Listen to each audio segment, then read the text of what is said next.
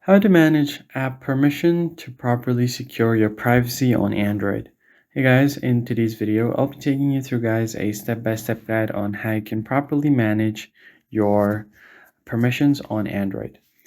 Let's just get started. To manage your app permission, you want to first go to your settings.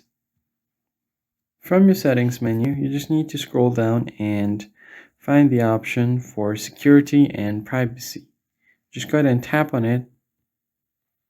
Once here, you can scroll down and find permissions used down below. If you don't see it, go to more privacy settings. And here you should find your permission manager. Tap on it. From permission manager, you can see all of the permissions for your phone. Let's say if I don't want certain apps to access my location permission, I can go to location.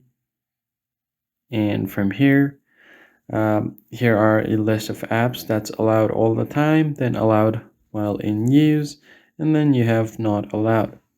Let's say if I want Brave to allow my location access, I can tap on Brave, then tap on allow while using the app, go back, do the same thing for any other app as well.